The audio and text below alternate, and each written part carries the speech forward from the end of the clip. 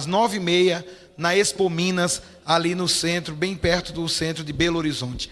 Muito obrigado a todos. Obrigado, deputado. Senhor presidente, senhores e senhoras deputadas, nós recebemos nesta casa o projeto do Executivo dispondo sobre a reforma da Previdência e a reforma trabalhista. Óbvio que os dois temas são complexos por natureza. A reforma da Previdência, que incidirá diretamente sobre os direitos individuais do cidadão e da cidadã brasileira, provocará uma alteração substantiva na concessão de benefícios no acesso à Previdência.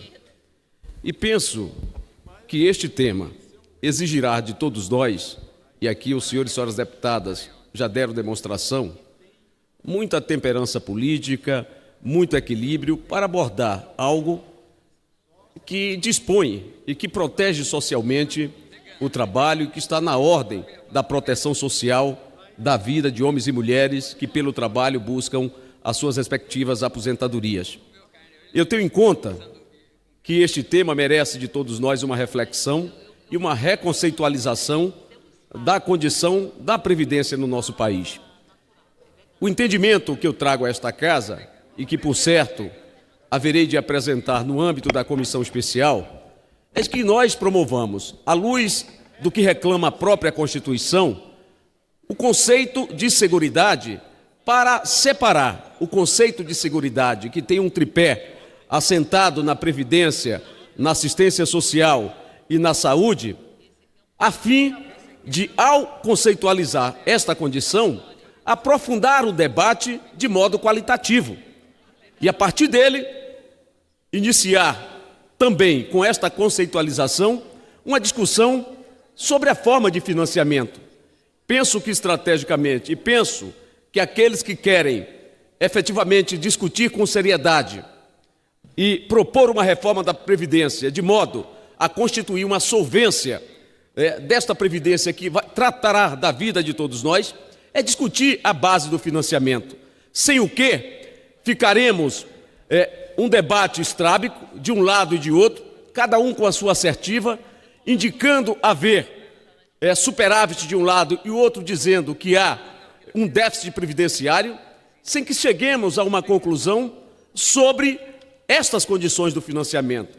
Portanto, nós vamos, obviamente, abordar estes temas.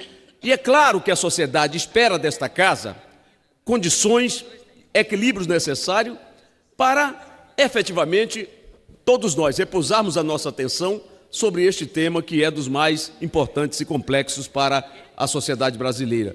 Tanto eu irei, em momento apropriado, meu caro Ságuas, companheiros, aqui trazer, e já trago previamente, uma preocupação da abordagem, do conceito que nós vamos empregar, Érica, sem o quê?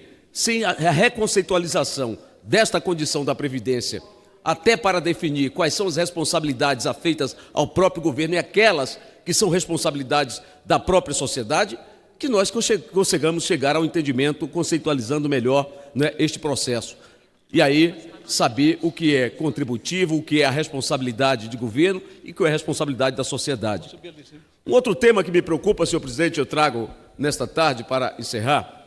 Eu tive a oportunidade, o ano passado, de abordando o ex-secretário de Portos do então governo da presidenta Dilma, de propor a ele uma avaliação no âmbito do seu ministério, negociando com a Codeba no estado da Bahia, uma avaliação sobre o Porto Sul, o Porto Público da cidade de Ilhéus.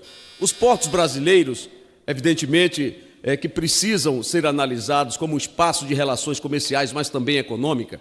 E no estado da Bahia, nós temos o Porto de Ilhéus, que é o único porto público, e que nós reclamamos do então ministro que ele pudesse adotar uma medida urgente a fim de evitar que as cargas que ali são realizadas fossem obstaculizadas em função do problema de dragagem que nós estamos enfrentando.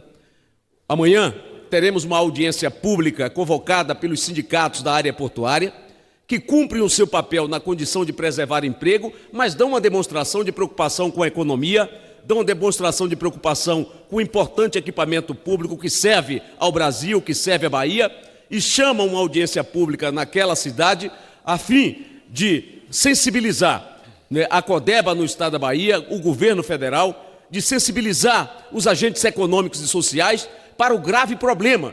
Se nós não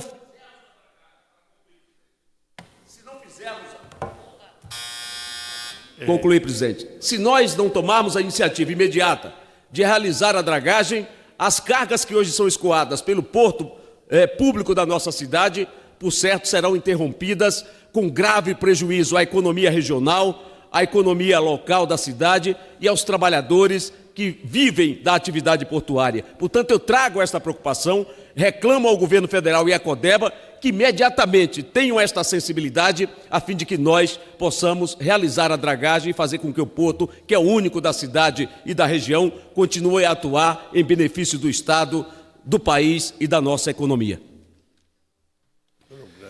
Passo a palavra à deputada Érica Cocai. Antes, porém, o deputado Marcos do Paraná. Tebaldi, Santa Catarina. Santa Catarina.